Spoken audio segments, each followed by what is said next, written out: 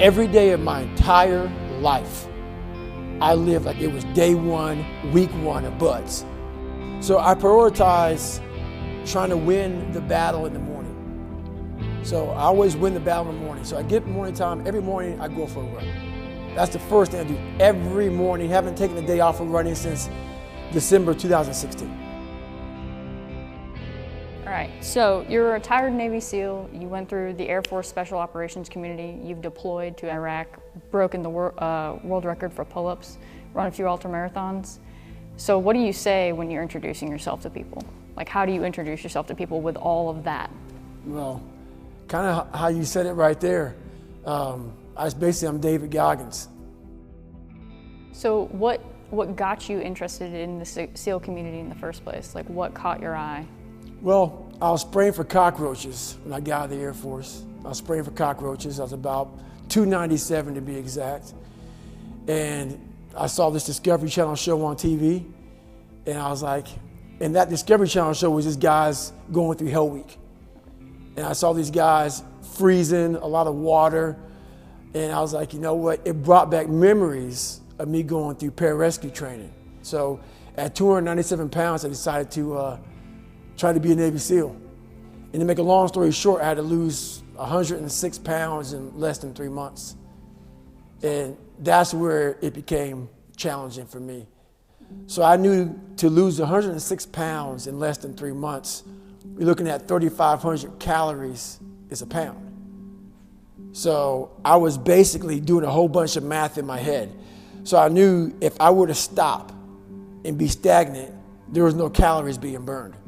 So I just basically trained all day long. So that's how I went. And before I knew it, I lost the weight. But when you lose 106 pounds in less than 3 months, you're not in the best shape of your life. You got a lot of cardio in, but you're just not in great shape. So my first place in the Navy was BUD/S. So, my first indoctrination to the real Navy was BUD/S. So how did that go, like getting to BUD/S then, not being in the greatest shape and maybe not necessarily healthy? I wasn't in bad shape, but my body was broken. Because when you go from 297 to 191, in that time period, and you're running, you're starting to break yourself. So I broke myself before I even got into Navy SEAL training. My first time going through BUD/S, I got to Hell Week, stress fractures, double pneumonia. I got rolled back day one, week one. Second time going through BUD/S, I actually fractured my patella before I got into Hell Week. Made it through Hell Week with a fractured patella, went 2 weeks after Hell Week, and then, because I didn't want to get rolled back to day one, week one. Yeah. But I couldn't keep up with the class, got rolled back to day one, week one, after Hell Week. And then I went through my third time and I graduated that class. We had a guy die in that third Hell Week, class 235. So that's kind of how it happened. So what did that feel like to keep getting rolled back, keep going through Hell Week? Where did you go when you were doing that in your mind? What I started figuring out going through BUD/S was that the harder something is, the more it was challenging my mind. So I had to find different ways to stay in the fight. And in staying in the fight, it got me tougher and tougher and tougher. So I'm actually happy I went through 3 Hell Weeks. I never examined myself. And as a human being, you got to examine yourself. And I guess the best place to examine yourself is Navy SEAL Hell Week. 3 times. So I got to examine myself a few times. So it started there. It started in Hell Week. And it's still going now at 43 years old. Once you graduated, after getting your trident, where did you go after that? I graduated August 2001, August 10th, 2001.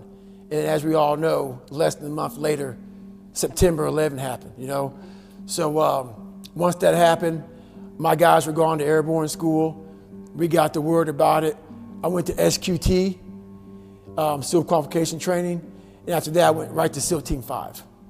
And then my second platoon, we got the call.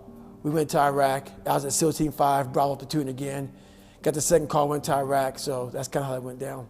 I understand that you lost some friends in Operation Red Wings. So what did that feel like to you? Being that I was in 3 Hell Weeks, I knew a lot of the guys. I knew every guy that died on the operation. Mm-hmm. So the story touched me so much, I wanted to find a way to raise money for their families. So I found the Special Operations Warrior Foundation. If you're a special operator and you die, it will give 100% tuition to your son or daughter to go to college. Okay.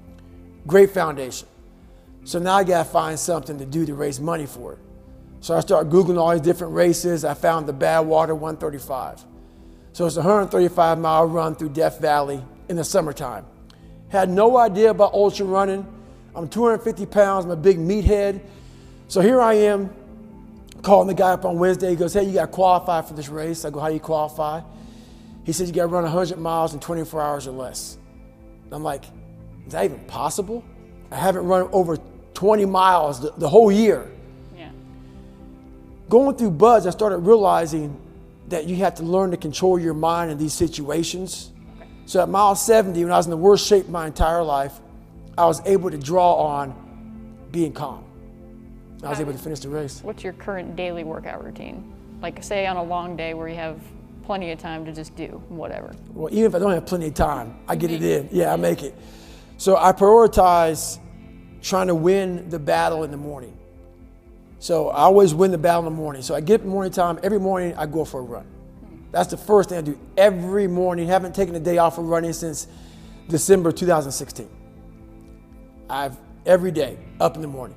So I also stretch out every day for about 2 to 3 hours, every day. I've missed 2 days in about 5.5, 6 years.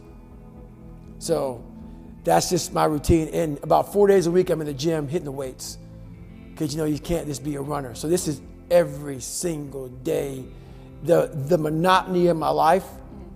But this is what builds discipline. You know, and not everybody, I'm not telling everybody to do this. But this is my lifestyle. This is how I build self-discipline.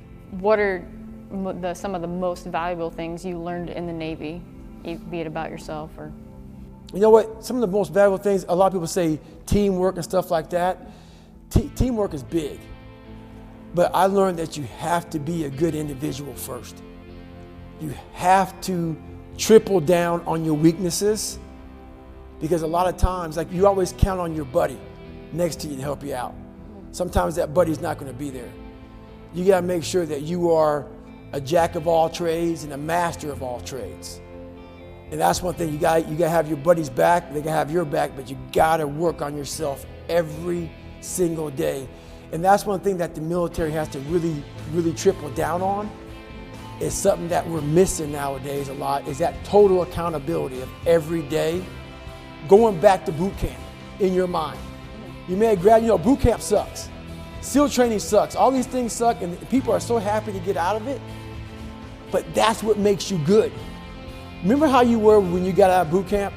You're kind of all like robotic and locked in, and then it slowly goes away. You get comfortable. You start to sag a little bit, start to walk around.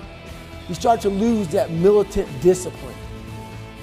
That's the one thing I learned not to do in the military, is the military teaches you these great codes, ethics, morals, values. You got to continue to work on those. Like everything, it's a muscle. You stop going to the gym, you stop running, you get weak. The military teaches you these great values of strength and honor and code and all these other things. But what we do is we don't keep up the discipline of all that stuff, and we lose it. So the one thing I learned is to not lose that thing, that boot camp, SEAL training, whatever you go to, whatever your A school is, whatever it is, keep that discipline up. That's the biggest thing.